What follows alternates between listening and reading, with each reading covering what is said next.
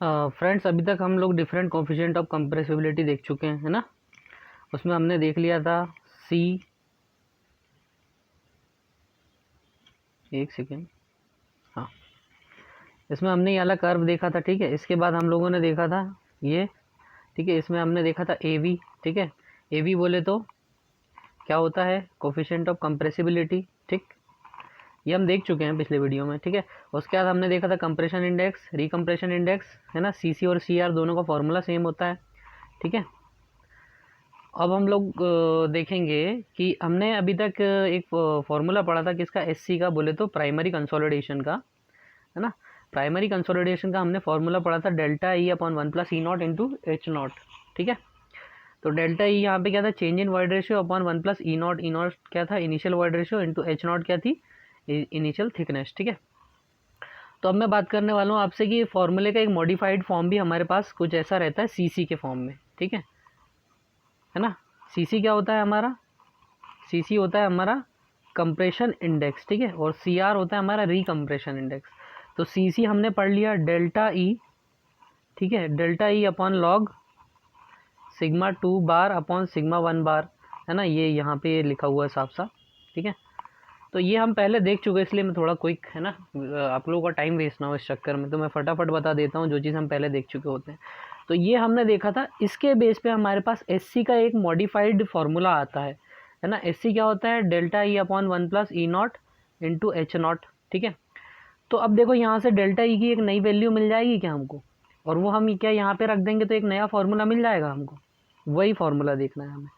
देखो C C is equals to delta E upon log sigma 2 bar upon sigma 1 bar होता है। यहाँ से डेल्टा ई की वैल्यू क्या हो जाएगी हमारे पास, डेल्टा ई की वैल्यू हो जाएगी हमारे पास, डेल्टा ई की जो न्यू वैल्यू आ जाएगी वो आ जाएगी हमारे पास C C into log sigma 2 bar upon sigma 1 bar, ये आ जाएगी। इसे हम डेल्टा ई की जगह यहाँ पे रख दें, यहाँ पर रख दें, तो हमारे पास क्या आ जाएगा फॉर्मूला, सी सी H0 upon 1+E0 log sigma 2 bar upon sigma 1 बार, ठीक है। यही फॉर्मूला बहुत इंपॉर्टेंट है हमारे लिए, है ना। जितने भी वेरिएशंस पॉसिबल हो सकते हैं सारे पता होने चाहिए, जितने भी वेरिएशंस पॉसिबल हो सकते हैं किसी फॉर्मूले में वो सारे हमें नोन होने चाहिए दोस्तों, ठीक है। So this is known to us. इस तरीके से हम लोग क्या निकाल सकते हैं, प्राइमरी कंसोलिडेशन निकाल सकते हैं, है ना। प्राइमरी कंसोलिडेशन हम लोग निकाल सकते हैं, जिसे हम एच सी भी बोलते हैं, या हम डेल एच भी बोलते हैं, कि कितना डेप्थ में वेरिएशन आया, ठीक है ना, वो भी बोलते हैं हम इसे। तो आई होप आप लोग के समझ में आया होगा क्या चीज़ है ये, है ना। तो ये फार्मूला रट लो, डेरिवेशन भूल जाओ पर फार्मूला रट लो। जितने भी बॉक्स के फॉर्म में ना, आप शॉर्ट नोट्स में सिर्फ इतनी चीज़ें लिख लिया करो दोस्तों। डिटेल नोट्स में सारा लिखो, सारा एवरीथिंग, पर शॉर्ट नोट्स में सिर्फ ये बॉक्स में जो चीज़ें हैं लिख लिया करो, है ना। क्योंकि इनको आपको बिल्कुल भूलना ही नहीं है, याद ही रखना है एकदम, ठीक है।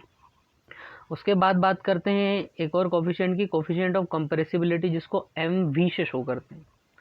किससे शो करते हैं, एम वी से, ठीक है।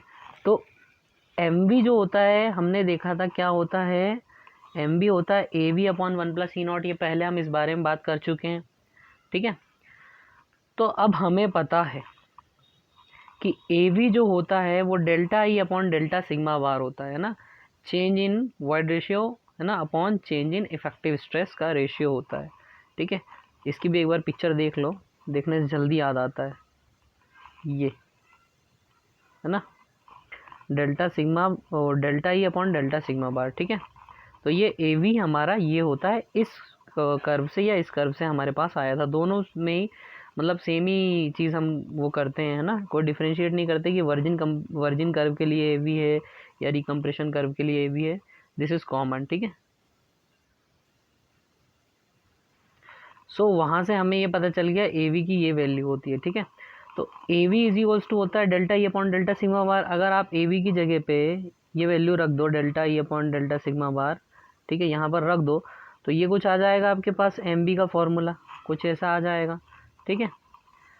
अब डेल्टा ई अपॉन 1+E0 जो होता है, डेल्टा ई अपॉन 1+E0 जो होता है वो क्या होता है, delta V upon V naught ना। प्रीवियस वीडियोस में ये सारी चीज़ें हम लोग देख चुके हैं, अगर आपको क्लैरिटी चाहिए तो आप प्रीवियस वीडियो देख लो, है ना।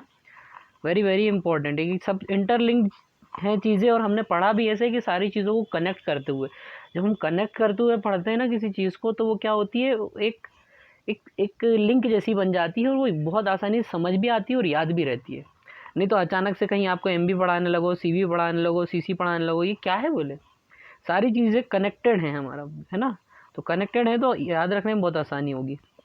तो चलिए ना बात करते हैं इसी बारे में कि यहाँ पे delta V upon V naught होता है, तो इसकी जगह अगर हम delta V upon V naught रख दें तो कुछ ये फॉर्मूला आएगा, delta V upon V naught into one upon delta sigma bar. ठीक है, तो यहाँ पे आपको क्या दिख रहा है, change in volume with respect to original volume. ठीक है, change in volume with respect to original volume, और इसीलिए इसका नाम क्या है, कोफिशिएंट ऑफ वॉल्यूम कंप्रेसिबिलिटी। ठीक है, तो बेसिकली हमने एमबी का एक नया फार्मूला देख लिया, है ना, ये फार्मूला हमें पता था और ये नया फार्मूला हमने देख लिया, और इसी से हमें ये पता चल गया कि भाई इसका नाम वॉल्यूम कंप्रेसिबिलिटी क्यों था। ठीक है, और अब हम पढ़ते हैं दोस्तों Terzaghi one dimension consolidation theory, very very very very important, है ना, इसलिए इसको हम सेपरेटली पढ़ेंगे। तो ये इतना वीडियो हमारे लिए काफ़ी है, और तरज़ागी वन डायमेंशन कंसोलिडेशन थ्योरी हम लोग सेपरेटली नेक्स्ट वीडियो में देखने वाले हैं। ठीक है, तो चलिए, दिस इज़ ऑल अबाउट ये कोफिशिएंट्स। अब नेक्स्ट वीडियो में आपको तरज़ागी वन डायमेंशन कंसोलिडेशन थ्योरी मिल जाएगी दोस्तों। Thanks for watching.